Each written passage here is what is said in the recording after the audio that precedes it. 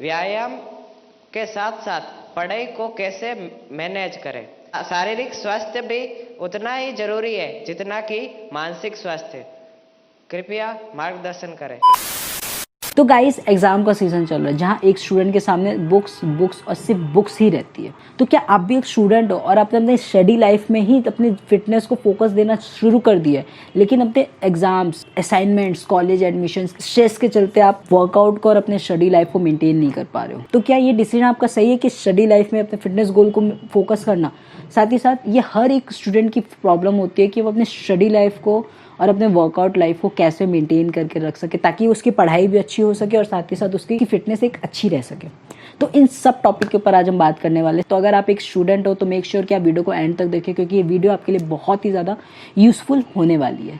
तो मैंने भी अपनी फिटनेस जर्नी की शुरुआत अराउंड जैसे ही मेरा 10th का बोर्ड खत्म हुआ था वैसे ही मैंने जिम जाके ज्वाइन कर लिया था। यानी इधर 10 का बोर्ड खत्म हुआ और उधर जाके मैंने जिम ज्वाइन किया और अपना वर्कआउट चालू किया। तो मैं आपसे रिलेट कर सकता हूँ कि एक स्टडी लाइफ को और एक वर्कआउट लाइफ को मेंटेन करने में कितना ज़्यादा प्रॉब्लम फेस करना पड़ता है, क्योंकि एज अ स्टूडेंट हमारे ऊपर कितना ज़्यादा स्ट्रेस होता है। पेरेंट्स की एक्सपेक्टेशन का स्ट्रेस पहला, स्कूल में एग्ज़ाम्स का, स्कूल्स के बाद कॉलेज में एडमिशन का, फिर उधर असाइनमेंट्स का, फिर फ्रेंड्स के साथ पार्टीज जाने का, सब चीज़ का स्ट्रेस है गाइस। स्ट्रेस सब चीज़ का है।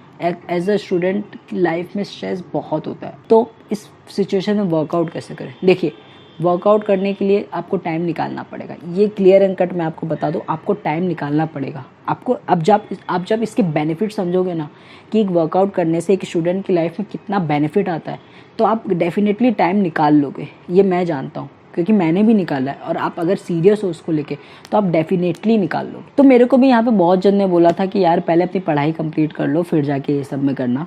तो आई एम लाइक 25 ईयर तक मेरी पढ़ाई चलेगी, मेरी उससे भी आगे चली, तो मैं अपने फिटनेस पे फोकस नहीं करूँगा। A big no for this.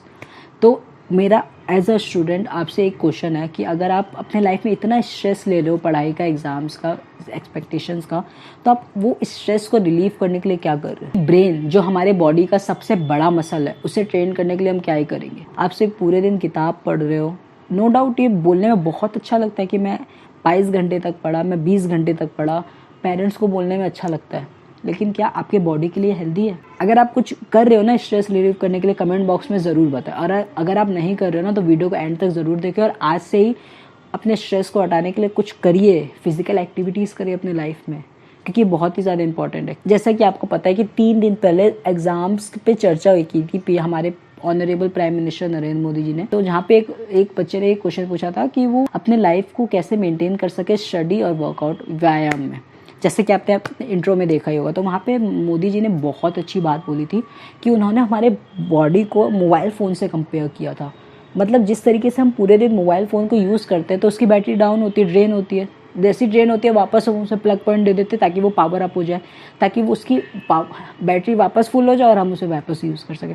ठीक उसी तरीके से हमारी बॉडी भी वैसी है। अब हम अपने बॉडी में USB लगा के 3 पिन में लगा के अपने आप को चार्ज तो कर नहीं सकते। उसके लिए हमें कोई ना कोई एक्टिविटी करनी पड़ेगी ताकि हम रिफ्रेश हो सके और हमारा पावर गियर अप हो जाए फिर से। तो उन्होंने कहा था जितना ज़रूरी आपके लिए पढ़ाई है ना आपके लाइफ में, उतनी ज़रूरी आपकी फिजिकल एक्टिविटीज़ भी है।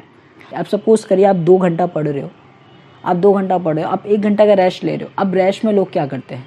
फ़ोन ले लेते हैं, इंस्टा स्क्रॉल करते हैं, वीडियो गेम्स खेलते हैं, टीवी देखते हैं। ये आपका रेस्ट करना नहीं हुआ, ये आपके ब्रेन मसल को रिकवर नहीं करेगा, फिर से गियर अप नहीं करेगा। इसके बदले आप फिजिकल एक्टिविटीज़ करो, आप बाहर जाओ, हवा लो, सनलाइट लो। साथ ही साथ अगर आप जिम जाते हो तो जिम जाके वर्कआउट करो, कार्डियो करो, योगा करो। और अगर आप कोई आउटडोर गेम खेलना चाहते हो, क्रिकेट, फुटबॉल, बास्केटबॉल, तो आप वो जाके खेलो।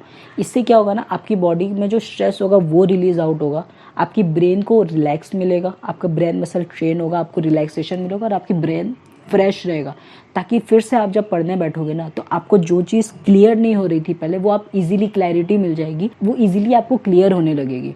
यानी आपका माइंड फ्रेश, आपकी पढ़ाई जब आप करने बैठोगे एकदम फ्रेशली करने बैठोगे और आपको सब चीज़ इजीली समझ आएगा। बॉडी बनाने के लिए या फिर वैसे नहीं खेलना चाहते हो लेकिन अपने ब्रेन के लिए चालू कर दो आज से फिजिकल एक्टिविटी।